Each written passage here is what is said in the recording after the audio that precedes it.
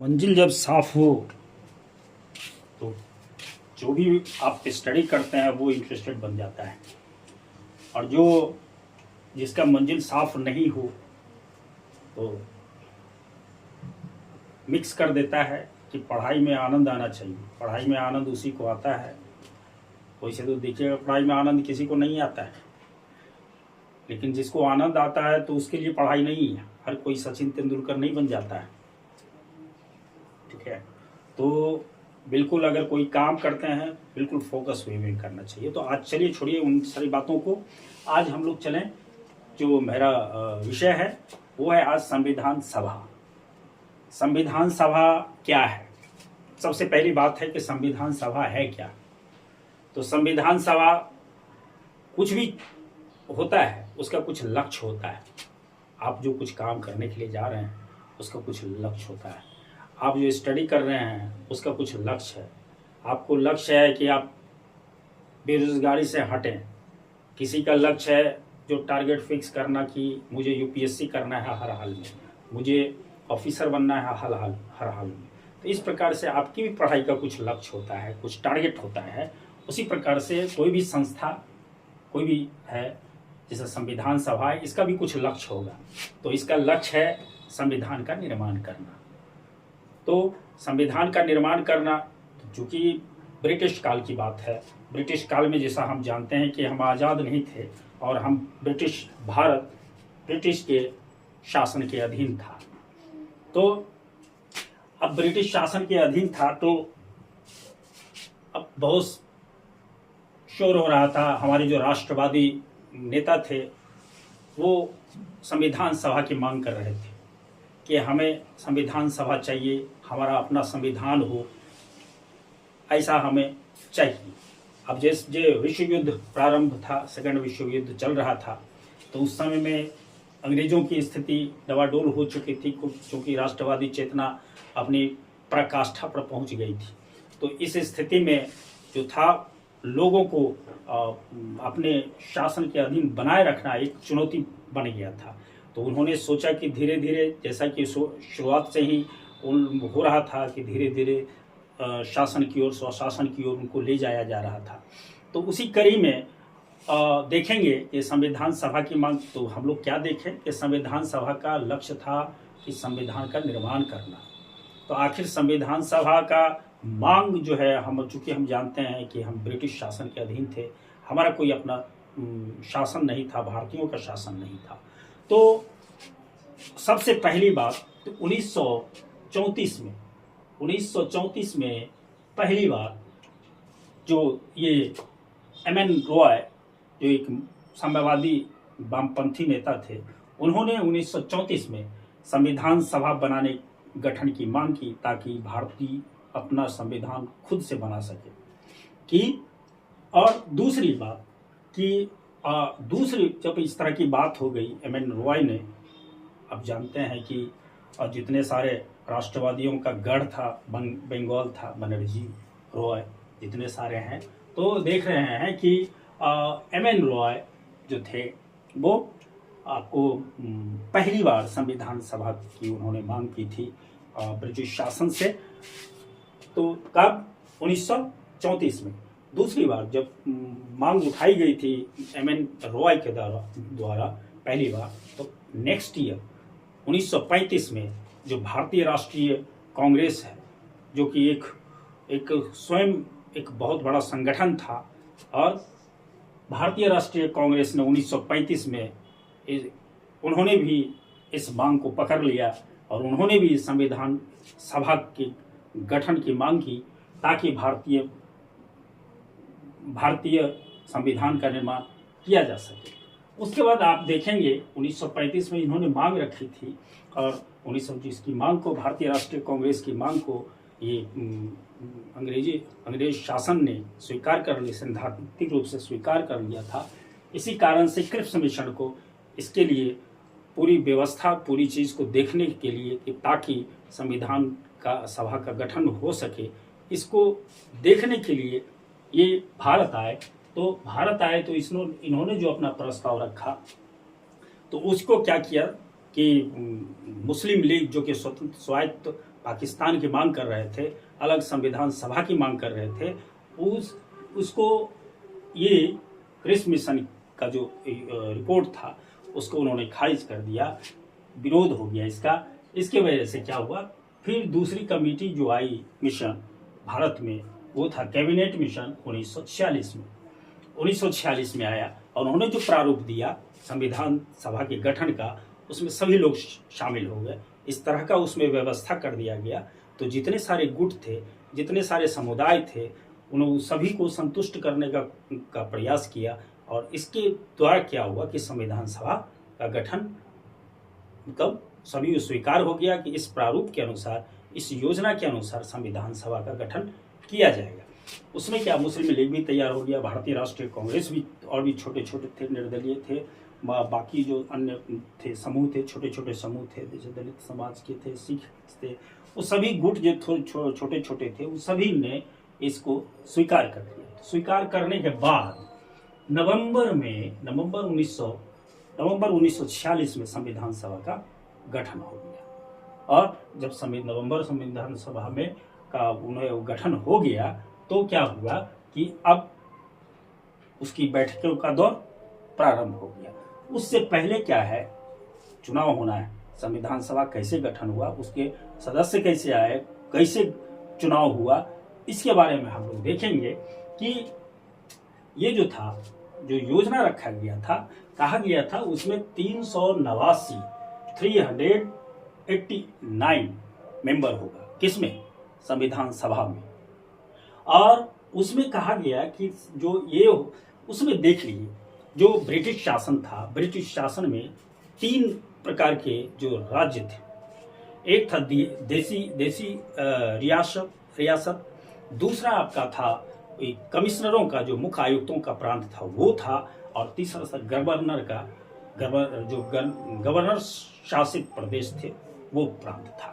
3 प्रकार का उसमें हमारे भारत में शासन की व्यवस्था थी।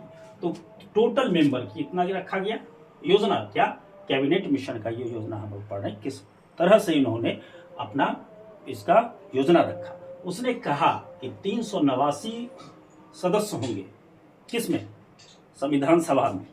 और उसमें कहा गया कि 296 जो मेंबर होगा, जो सदस्य होगा, उसमें भाई कहा, ये जो है प्रांतों से होगा, और ये जो मतलब ब्रिटिश प्रांत से, 1-2 भाग में कर दीजिए शासन को, एक ब्रिटिश प्रांत और दूसरा देशी रियासत।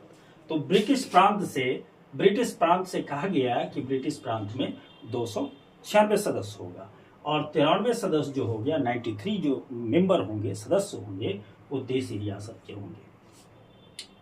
अब इसमें भी जो ब्रिटिश प्रांत था, ब्रिटिश प्रांत में 2 प्रकार के शासन व्यवस्था थी। एक था गवर्नर का प्रांत, और दूसरा था आपको मुख्य आयुक्त का प्रांत। तो जिसमें मुख्य आयुक्त का 4 प्रांत था, और जो गवर्नर का प्रांत था, वो उसमें 292 सदस्य को रखा गया, जिसमें कि 11 प्रांत थे। गवर्नर वाले में 11 प्रांत थे, इसमें आपको 292 सदस्य को चयनित करना था। दूसरा ये जो था 4 मुख्य जो आयुक्त का प्रांत था, 4 था, जिसमें से एक सदस्य को मनोनीत किया जाना था, चयनित किया जाना था। तो इसमें 4 हो गया, ये 11 प्रांत में था, इसमें 292 सदस्य हो गए। यहाँ तो हमारा क्लियर है कि ये जो देशी रियासत है, देशी रियासत का जो प्रमुख है, वो निर्धारित करेगा कि हमारा हर देशी रियासत से एक प्रतिनिधि को चुना जाना था। और उसका निर्धारण कौन करता, इसके जो प्रमुख थे, इसको जो हेड थे देशी रियासत के, उसको एक मनोनीत करना था। बात रही 4 मुख्य आयुक्त प्रांतों में, यहाँ भी मनोनयन की बात थी, यहाँ भी चुनाव नहीं होना था, इसमें से चुना जाना था, चयनित होना था। और जहाँ तक बात है इलेक्शन की बात है, तो ये 292 में ही जो 11 गवर्नर के प्रांत थे, इसी में से 292 को लाना था। अब कैसे होगा, 292 में कोई छोटा राज्य होगा, कोई बड़ा राज्य होगा, तो इस तरह से बंटवारा कैसे किया जाएगा। तो बंटवारा करने के लिए क्या किया गया कि प्रत्येक 10 लाख की आबादी पर 10 लाख की आबादी पर एक सदस्य का एक प्रतिनिधि को का अनुपात रखा गया, मतलब 10 लाख आबादी एक प्रतिनिधि। इस प्रकार से इसमें इस टाइप का 10 लाख की आबादी पर एक प्रतिनिधि का फॉर्मूला रखा गया। अब होगा क्या, वो तो हो गया उतना, अब इसमें भी पेंच है। अब गौर कीजिए, मुस्लिम लीग और भी छोटे छोटे संगठन थे जो कि उसको भी संतुष्ट करना था। तो इसमें क्या कहा गया कि जैसे प्रांतीय जो विधायिका थी, विधानसभा था, उसमें हर समुदाय के लोग थे, मुस्लिम भी थे। 3 ग्रुप में बांटा गया, मुस्लिम, सिख और सामान्य। सिख और सामान्य ये 3 ग्रुप में जो था उसके संविधान सभा के जो मेंबर थे उसको बांटा गया। अब हो गया क्या कि ये जो मुस्लिम प्रतिनिधि है विधानसभा में, विधानसभा जो प्रतिनिधि है ये मुस्लिम आबादी के अनुपात में ये चुनाव करना था इसको। सिख को भी उतना ही प्रतिनिधि दिया गया और सामान्य बाकी सामान्य, मतलब प्रतिनिधि जनसंख्या के अनुपात में मुसलमानों को प्रतिनिधित्व मिला यहाँ पर, और जनसंख्या के अनुपातों में सिख को प्रतिनिधित्व मिला यहाँ, और सामान्य को जो था समान, बाकी जो था समान, उसकी जनसंख्या के आधार पर उसको प्रतिनिधित्व मिला। अब तो हो गई बात। हम जान रहे हैं कि संविधान सभा का निर्वाचन प्रत्यक्ष नहीं हुआ, जनता द्वारा नहीं चुना गया, बल्कि क्या हुआ कि प्रतिनिधि के द्वारा चुना गया। इसलिए जो संविधान सभा के जो सदस्य थे वो प्रत्यक्ष नहीं बल्कि अप्रत्यक्ष, मतलब पहले क्या प्रत्यक्ष मतलब क्या, जनता द्वारा चुना जाना, अप्रत्यक्ष जनता ने प्रतिनिधि को चुना, अब प्रतिनिधि ने मुझे चुना तो मैं अप्रत्यक्ष रूप से जनता का प्रतिनिधि हो गया। वही बात यहाँ थी, मतलब इस तरह से। तो इसमें इस आधार पर जो चुनाव हुआ, तो क्या ये जो इसमें जो एक पद्धति लाई गई, आपने देखा होगा, आपने सुना भी होगा, वो एकल संक्रमणीय मत के द्वारा समानुपातिक प्रतिनिधित्व प्रणाली।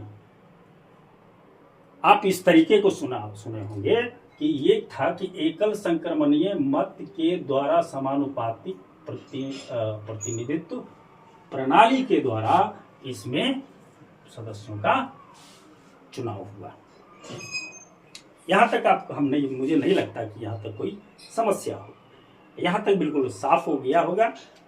अब आगे की बात है, आगे क्या हुआ कि जब चुनाव हो गया, चुनाव कब होना था, चुनाव जुलाई अगस्त के महीनों में चुनाव संपन्न हुए। जुलाई अगस्त में जो चुनाव संपन्न हुआ तो उसमें 208 कांग्रेस को मिला, भारतीय राष्ट्रीय कांग्रेस को कितना मिला, 208, और जो मुस्लिम लीग था उसको 73। यहीं पे मुस्लिम लीग को सट लग गया कि फिर बहुमत हिंदुओं के साथ जा रहा है, और यहाँ ये बखेरा करना शुरू कर दिया। अब जब चुनाव हो गया तो देखा कि मुस्लिम जो था यहाँ हिंदुओं का हमारा समर्थन सिर्फ 73 ही मिला, क्योंकि होता है, आज भी होता है कि जब चुनाव होता है तो चुनाव ऐसा मुसलमान हम जाति के आधार पर करते हैं, प्रांत के, लेकिन कुछ है जो कि उसके अगेंस्ट में काम करता है कि नहीं मुसलमान है, लेकिन मुसलमान कैंडिडेट को नहीं दे करके हम दूसरे को देते हैं कि तुम्हारी विचारधारा को मैं नहीं मानता हूं। वहीं पर जो है कुछ जो था ये मुस्लिम लीग का प्रतिनिधित्व जब इतना आ गया 73, तो यहां से ही बखेरा इसको शॉर्ट लग गया कि अब जो मेरा लक्ष्य है वो पूरा होने वाला नहीं है, हिंदुओं का ही शासन पर वर्चस्व हो जाएगा। यहां से उसने बखेरा करना शुरू कर दिया। ठीक, दूसरा अन्य को कितना मिला, जो निर्दलीय भी होंगे 73, और देसी रियासत की बात जहां तक है वो अपने आप को 93 तो दिया गया था, लेकिन ये लोग संविधान सभा में सदस्य बनने की इसमें कोई रुचि नहीं थी, ये लोग न्यूट्रल रहे। अब जब सारी व्यवस्था हो गई, देख लिया गया, देसी रियासत भी धीरे धीरे जगह पर, बातचीत तो चल रही थी ना, बातचीत चल रही थी। अब लग गया कि मुस्लिम लीग को छोड़ करके बाकी जो है देसी रियासत के कुछ लोग हैं वो धीरे धीरे मेरे भारत के पक्ष में आ जाएगा। अब वहां से प्रथम बैठक जो था, आपको है क्या है, हमने क्या पढ़ा कि नवंबर 1946 में संविधान सभा का गठन हो गया। कब? नवंबर 1946 में संविधान सभा का गठन हो गया। गठन हो गया, उसके बाद उसकी बैठक होगी, बैठकों का दौर चलेगा, उसके सदस्य जितने सारे चुनाव में जीत करके आए हैं, तो उसकी पहली बैठक, प्रथम बैठक हुई 9 दिसंबर 1946 को। 9 दिसंबर 1946 को उसकी प्रथम बैठक हुई और जो एक व्यवस्था चली आ रही थी फ्रांस में, उसी को अपनाया गया कि सभा में जो वयोवृद्ध है सदस्य है, जो बुजुर्ग सदस्य हैं, उसको अध्यक्ष बना दिया जाता है। उसी में जो बिहार के डॉक्टर सच्चिदानंद सिन्हा थे, उनको तत्कालिक रूप से 9 दिसंबर को अध्यक्ष बना दिया गया। अध्यक्ष जब बनाया गया तो क्यों बनाया जाता है? सभा के संचालन के लिए, ताकि जो इस सभा है उसका संचालन किया जा सके। क्योंकि वयोवृद्ध हैं, उनकी बातों को हर कोई मानेगा, इसलिए फ्रांस में इस तरह की व्यवस्था थी। इसलिए मतलब उस तरह की उन्होंने देखा कि वो व्यवस्था हमारे जो समाज है इसमें भी चल सकती है, इसलिए उनको इस तरह की व्यवस्था इन्होंने अपनाया। और क्या हुआ कि प्रथम बैठक में जो इस कहा जाता है कि अस्थायी अध्यक्ष कौन थे, तो प्रथम जो बैठक थी उसके अस्थायी अध्यक्ष को डॉक्टर सच्चिदानंद सिन्हा को चुना गया। अब आते हैं दूसरी बैठक की तरफ। हम आते हैं दूसरी बैठक में। दूसरी बैठक हुई कब? ठीक एक दिन के बाद, 10/11, 9 के बाद 10, और ठीक उसके नेक्स्ट 11 दिसंबर 1946 को उसकी दूसरी बैठक हुई। किसकी? संविधान सभा की। और उसके बाद उसमें क्या, पता ही है, वो बिहार के जो डॉक्टर राजेंद्र प्रसाद थे, उनको इसमें अध्यक्ष चुना गया। और मजेदार बात है, जो कि हम लोग ध्यान नहीं दे पा रहे हैं, मजेदार बात है, उसमें 2 उपाध्यक्ष भी थे। कौन उपाध्यक्ष? एच.सी. मुखर्जी। 2 उपाध्यक्ष बनाए गए। एक अध्यक्ष कौन? डॉक्टर राजेंद्र प्रसाद। और 2 उपाध्यक्ष, जिसमें एक उपाध्यक्ष कौन थे? एच.सी. मुखर्जी। और दूसरा कौन था? वी.टी. कृष्णामाचारी। वो कृष्णामाचारी नहीं, जो कृष्णामाचारी क्रिकेट खेलने वाला, जो क्रिकेट प्लेयर है, वो कृष्णामाचारी नहीं, बल्कि वी.टी. कृष्णामाचारी एक उपाध्यक्ष बने। दूसरा उपाध्यक्ष किसको बनाया गया? एच.सी. मुखर्जी को। ये अब बाकी हम इसको कंटिन्यू रखेंगे और नेक्स्ट वीडियो में संविधान सभा की अगली जो महत्वपूर्ण बात होगी उसको लेकर के मैं आऊँगा। तब तक के लिए थैंक यू। जो चैनल है मेरा उसको सब्सक्राइब कर लें, शेयर करें, लाइक करें। Thank you.